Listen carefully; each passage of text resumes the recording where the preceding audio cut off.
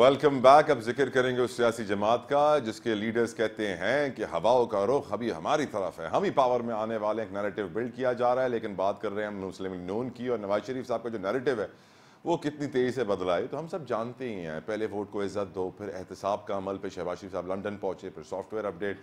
खैर, गुफ्तगू करेंगे नून लीग के ऊपर। हमारे साथ मौजूद है नून लीग के सीनियर रहनुमा शेख रुहेल असगर साहब। शेख साहब, thank you so very much for your precious time. मेरा पहला सवाल जो आपसे होगा वो यही होगा, नवाज शरीफ साहब का नैरेटिव लग कुछ ऐसा रहा है कि अब सिर्फ पीटीआई और इमरान खान के गिर्द घूमता है। वोट को इज्जत दो गुम हो गया, एहतसाब गुम हो गया। आप बताएंगे मुझे आज नैरेटिव है क्या नून लीग का, सिर्फ पीटीआई की बुराई? नहीं, ऐसा ऐसा बिल्कुल नहीं है, कोई ऐसा तजाद नहीं है। देखें, वक्त के साथ साथ, हालात के साथ साथ आपकी अपनी स्ट्रेटजी चेंज होती है, और जो आपकी इलेक्शन स्ट्रेटजी होती है वो इंटायरली डिफरेंट होती है। जब आपकी इलेक्शन कैंपेन शुरू होगी तो फिर आपको असल उस वक्त आपको पता चलेगा कि आप किस स्ट्रेटजी को लेकर आप आगे चलते हैं। लेकिन ये ध्यान में रखें कि टाइम टू टाइम आपके वेरी होती जा रही है। यानी मतलब अब देखें, इसमें प्रायोरिटीज फिक्स करनी होगी। सबसे बड़ी प्रायोरिटी ये होगी कि इस मुल्क को आप उस सदाब से छुटकारा देंगे जिसको आप माशियात कहते हैं, उससे आप छुटकारा दिलाएंगे तो फिर ये होगा कि एक पुरसकून सा माहौल पैदा हो जाएगा। ये बताइए शेख साहब, ये बताइए, इतनी मुलाकातें MQM के साथ, काफ लीग के साथ, यहाँ वहाँ, बताया जा रहा है कि ज़्यादातर जगहों पे अभी तक फाइनलाइजेशन नहीं हुई है। इतनी मुलाकातों का क्या नतीजा निकला शेख रुहेल असगर साहब? पॉलिटिकल एक्टिविटीज है या पॉलिटिकल स्ट्रेंथ है, आप उसको माइनस तो नहीं कर सकते ना। कराची, हैदराबाद, सक्कर और अब तो काफी और जगह पे भी MQM चली गई है। अब देखना ये होता है कि कहाँ पे किसका उम्मीदवार जो है वो मजबूत है, और ये सियासी जमातें आपस में बैठ के इसको तय कर लेती हैं। अब जब से ये आपका इलेक्शन शेड्यूल आया है, इस पे और तेजी से काम शुरू हो गया, और इंशाल्लाह मेरे ख्याल में मंतकी इंजाम तक पहुंच जाएगा। कोई एक आध ऐसा होगा जहां पे कोई इशू खड़ा होगा तो वह काबिन बैठ के उसको भी तय कर लेंगे। मुझे नहीं नजर आता कि इसमें कोई ऐसी शेख साहब, रुकावट आएगी। अब जो इमरान खान को वजीर आजम की कुर्सी से हटाने के लिए तहरीक अदम एतमाद के अंदर जो PTI वालों ने नून लीग का साथ दिया था, क्या उनको टिकट्स दी जाएंगी और उनको क्या टिकट्स देने पर पार्टी के अंदर कोई नहीं, इख्तिलाफ खिलाफ तो मौजूद? मेरे ख्याल में कहीं नहीं है। देखे ना, जो लोग अपने इलेक्शन को जीत के आए थे और जिनका अपने हल्का इंतखाब में एक अपना असर है, तो हर सियासी जमात का मेरे ख्याल में नजरिया तो यही होता है ना कि वो ज्यादा से ज्यादा सीटें जो है वो निकाल सके। तो इसमें मैंने आपसे अर्ज किया ना, ये अकाबीन बैठ के इसको तय कर लेंगे, और इस पे मुझे तो कोई ऐसी बात नजर नहीं आती। और एक दिन में एक और बात रखें कि हर MNA के नीचे 2 MPA तो डेफिनेटली होते हैं, कई जगह 3-3 होते हैं। तो वो कहीं ना कहीं कोई एडजस्टमेंट्स हो जाती हैं, इसमें कोई ऐसी मुझे मुझे तो नहीं को नजर आता। बहरहाल पर वक्त के वो साथ कहते हैं साथ ना, सब कुछ चीज जो है शेख वो साहब वो कहते हैं ना कि एडजस्टमेंट के बाद जो अपने पुराने उम्मीदवार होते हैं उनके दिल टूट जाते हैं। अब एडजस्टमेंट्स तो आपकी अब आखिरी मराहिल में है। क्या उन हलकों में जहाँ एडजस्टमेंट्स हो रही है वहाँ पे अपने आपके पुराने साथी आपसे रूट तो नहीं जाएंगे, कुछ कॉम्प्रोमाइज तो नहीं हो जाएंगे उम्मीदवार? नहीं, मैं आपको गुजारिश ही करने जा रहा हूँ। अभी तो पाकिस्तान मुस्लिम लीग प्रोसेस में अपने उम्मीदवारों को फाइनल करते हैं। जब आप अपने उम्मीदवारों को फाइनल कर लेंगे, उसके बाद आप बाकी सारी सियासी जमातों के साथ जिनके साथ आपका इल्हाक है या आपका उनके साथ कंबाइंड इलेक्शन में जाने का इरादा है, फिर आप उनके साथ बैठ के बात करेंगे सीट टू सीट।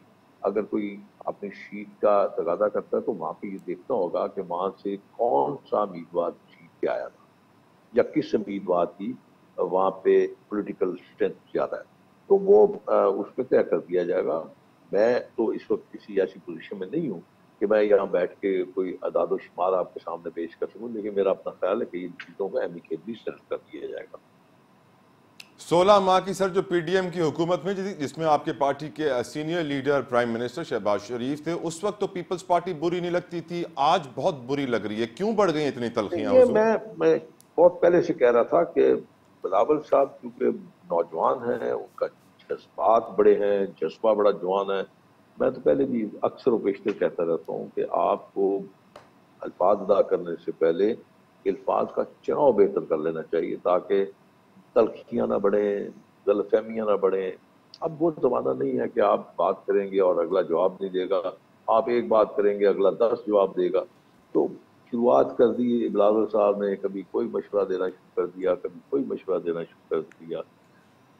तो मेरे ख्याल में वो मेरे ख्याल में, पता नहीं, मैं नहीं समझता उनके ख्याल में ठीक होगा कि अपने वोटर्स को अट्रैक्ट कर रहे थे, अपने लोगों को अट्रैक्ट कर रहे थे, और आप वो समझ रहे थे कि शायद उनकी ये स्ट्रेटजी ठीक है। लेकिन उन्होंने जो बहुत जल्दी शुरुआत कर दी थी, इसलिए फिर मेरे ख्याल में शायद दूसरी तरफ से भी फिर उनकी बातों का जवाब तो आना था। शिकवा, जवाब शिकवा जो है वो फिर एक नामताही एक सिलसिला शुरू हो जाता है, जो कि मेरे ख्याल में फिर वो तलखियां और गलतफहमियों पे बीत हो जाता है, और उसको खत्म करना बड़ा मुश्किल सा हो जाता है। Agreed sir, agreed. लेकिन हम ये भी जानते हैं बिलावल साहब ने कहा हुआ है कि 8 फरवरी को बड़ा सरप्राइज मिलने वाला है रायमंड वालों को। आपको लगता है बड़ा सरप्राइज होगा वो? नहीं, मेरा नहीं ख्याल। जरदारी साहब जो है ना, वो जरा थोड़ा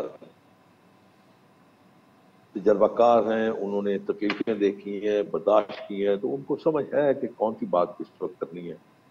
तो मेरा नहीं ख्याल 2008 से लेके 2013 तक बड़ा एक सुनहरी वक्त था पीपल्स पार्टी के पास। मेरे ख्याल में वो उस वक्त को गंवा बैठे, और क्योंकि सिंध में भी वो जो 15 साल में जो एक नताइज आने चाहिए थे, वो मतलूबा नताइज आए ही नहीं। तो इसका मतलब है कि सिंध में भी वैक्यूम मौजूद है। क्या आने वाले इलेक्शंस में शेख साहब को किसी को सादा अक्सरियत मिलेगी या फिर एक पीडीएम जैसा गुलदस्ता बनेगा? नहीं, ये डिपेंड करता है, ये अभी आप कुछ नहीं कह सकते। ये आपके कंपेन जो इलेक्शन मेन होगी ना, उस पर डिपेंड करता है कि आप किस तरह चलाते हैं, लोग आपको किस तरह रिस्पॉन्ड करते हैं। अभी आप इस बारे में कुछ नहीं कह सकते। अभी तो आप अपनी इलेक्शन को सीधा करेंगे। अभी मैंने जैसे आपको किया, अभी तो जमातें जो है अपने अपने कैंडिडेट्स को फाइनलाइज कर रही हैं, और उसके बाद जब फाइनलाइज हो जाएगा और उसके बाद फिर कैंपेन शुरू हो गया, उसके बाद फिर आप अंदाजा लगा सकते हैं कौन। राइट शेख साहब, last but not the least, क्या सारी पार्टियों को लेवल प्लेइंग फील्ड मिलेगी? मैंने आपसे अर्ज किया ना कि ये तो एक जनरली एक बन गया हुआ है, एक इंफ्रेक्शन आ गया हुआ है कि आप सिर्फ जीतना चाहते हैं, और अगर आप यही चीज अपने ज़हन में रखेंगे तो फिर तो मेरा ख्याल में आप किसी से भी मुतमिन नहीं हो सकते। लेकिन अगर आप सियासी तौर पे इस मुल्क को इस्तेकाम देना चाहते हैं, तो फिर आपको अपनी गलतियों को, कोताहियों को, इलेक्शन के जो आपके साथ सरजद हुई हैं, उनको सामने रख के सीखना चाहिए, और आइंदा आने वाले इलेक्शन पर नजर रखना चाहिए। बहुत बहुत शुक्रिया शेख रुहेल अजहर साहब, आपने कीमती वक्त हमारे लिए निकाला। प्रोग्राम का वक्त तमाम होता है। सोशल मीडिया पर अपना फीडबैक जरूर दीजिएगा। अंटिल नेक्स्ट टाइम, अल्लाह हाफिज।